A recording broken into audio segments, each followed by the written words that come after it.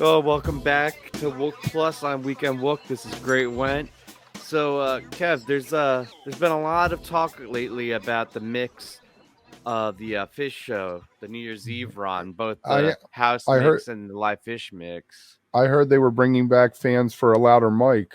Yeah, I heard that too. There's petitions online, Yeah, like there's petitions change.org or online. whatever.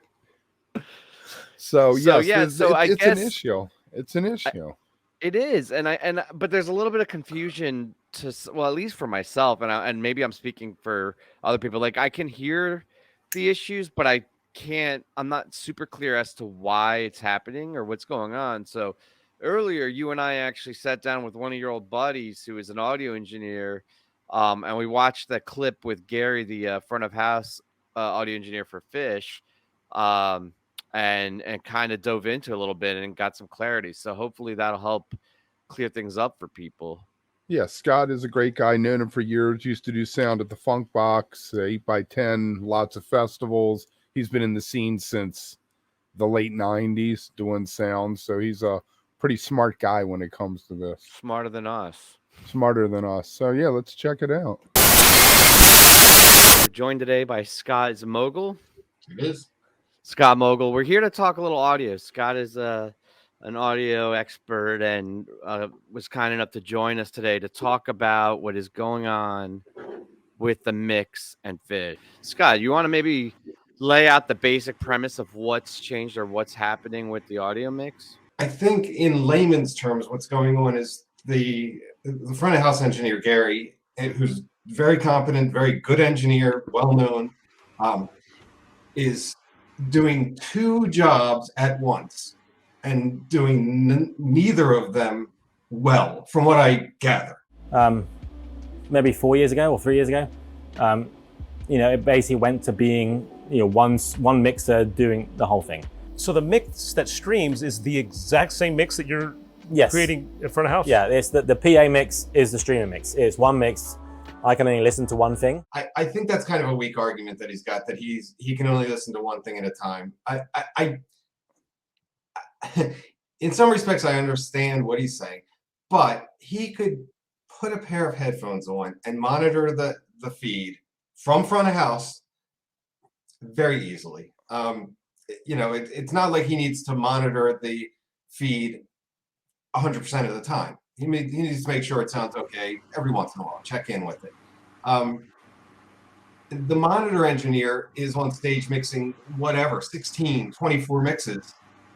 He can manage to make that happen. Gary can't listen to the house feed and a headphone feed, a feed. Right, there's just two. Maybe it's because he doesn't have musicians on stage going like pointing up and pointing down. Right, the monitor guy's more just taking commands at that point.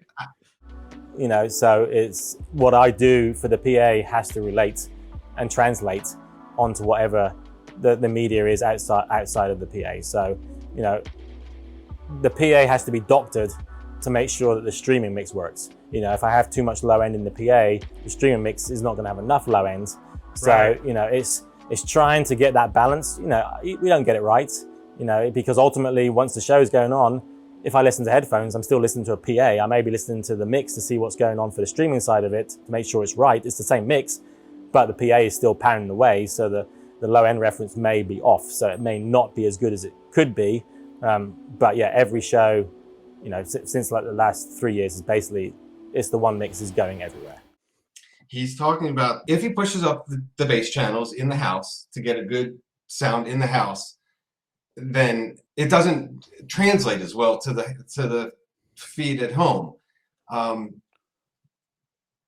There's also you get like bleed from it or something, or when in a live concert, when you've got, I don't know, whatever, let's say 40 subwoofer boxes that are 18 inches, and you've got Mike's bass rig, which is huge.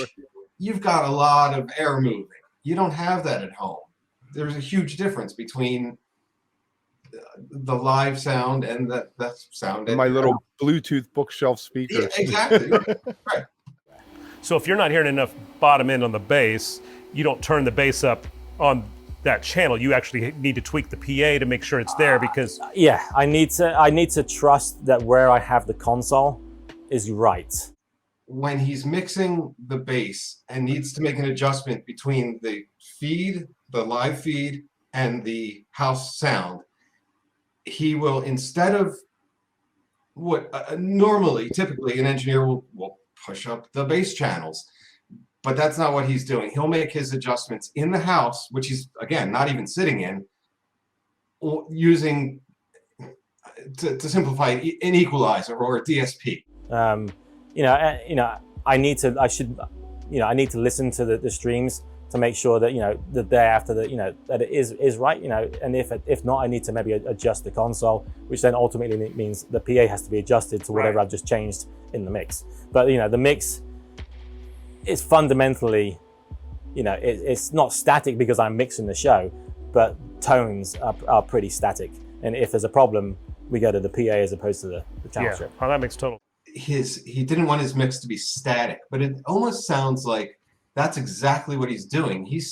It sounds, what he was explaining is that he sets his gains and he sets his EQs in the truck for the feed, and it doesn't change a whole lot. He might make some fader changes, but the tonality of the instruments doesn't change for the house or because they're the same, the house or the web feed, which is unusual for a live sound engineer, because that's how you get your subtle differences, so to speak, in the different channels, is through different tones, different EQs. If everything's set flat, it sounds flat. It literally sounds flat.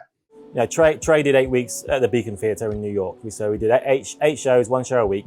No PA, so it was basically my PA mix for Trey shows just translated onto the FoH speakers and the G-tone speakers. So, yes, I changed what I was doing because what I was referencing on was different. So there probably was some tonal change. I added some outboard gear, which I am adding this year to live FiSH to see how it works in the PA. But really, it didn't change a big deal from what I do on the PA to what I was doing on that streaming, apart from I was just listening on near field monitors as opposed to a PA. So, and then is there audience mixed in at some point with the stream? Yes, the audience, the Pro Tools rigs that we had, I basically have two Pro Tools that are doing the 2-track recording. So I have a main and a backup. They have also A brain and B brain, so they're recording 12 channels of audio, and they have their audience mics there, which have a little bit of blend. It's not a lot, so it's not going to overpower the mix. The audience mics are a static element to the mix. The sound from the soundboard comes out 2 tracks, left and right, and gets sent to left and right clusters of speakers. It's not exactly like that in real life, but that's simplified.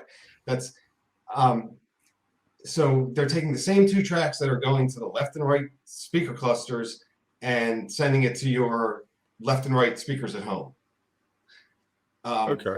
So typically, if for a recording feed or for a broadcast feed, they'll take a separate mix out of the board. It won't be the same 2-track that goes to the speakers. It'll be a matrix mix, which is it might be 75% the board mix and 25% ambient mics, in the arena to give it some feeling of like ambience, like a live feel. Right, get the crowd and the room. Right, exactly, and that's kind of what you typically listen to when you hear a live concert. Yes, I could go back and blend them, but with FiSH, the shows are going out really quickly. The first set, with FiSH is 2 sets. In the intermission, the first show has already been uploaded. Wow. So I'm not listening to it. I have to trust where it is. So the audience mics are probably lower than where you may want them, or people may like them being a little bit drier. So, and then the second set goes up half an hour after the show's done. Expediency is part of it too. They're uploading the first set at set break to make sure it's out there to be sold. Oh, that's fantastic. So that adds a lot of stress to your life. Yes, it does, but it's live.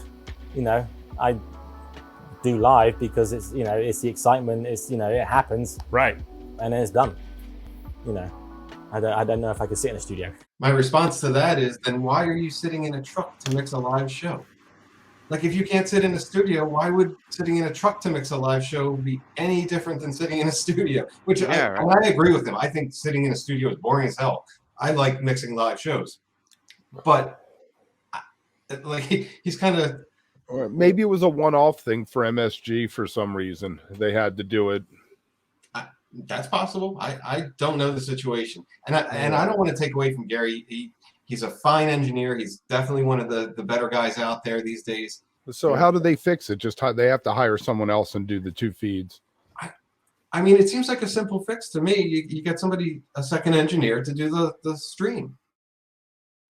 All right, so why don't you summarize for us what all this means? All right. You know, phases and channels and EQs, it's really confusing, but I kind of have a visual image now in my head of what's going on with him breaking down Gary's talk with Yamaha there. Yeah. Yeah, I mean, it seems to all come down to, for whatever reason, they gave him double job, twice the work, and they should go back. They should revert back to how it was before. Cough up the $100,000 a year and bring on a guy. Or, hey, the thing that I don't get that I keep running over in my head is, why doesn't Nugs have their own guy who comes and does it with their own truck and board that pulls up and just plugs in, and then their own guy? I'm speculating, but I feel like Trey wouldn't want that.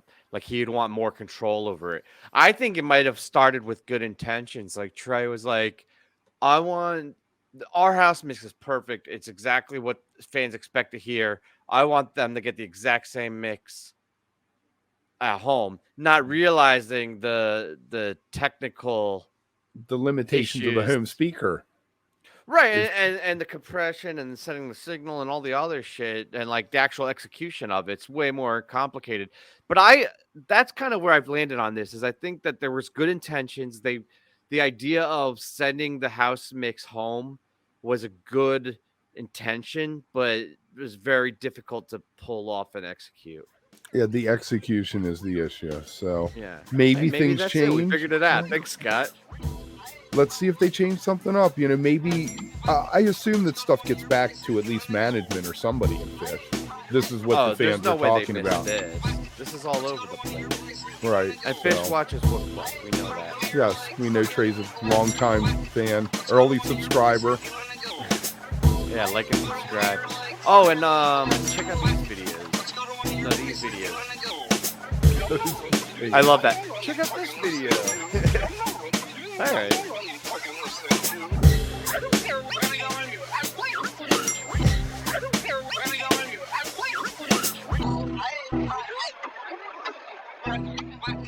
Let's go to one of your places.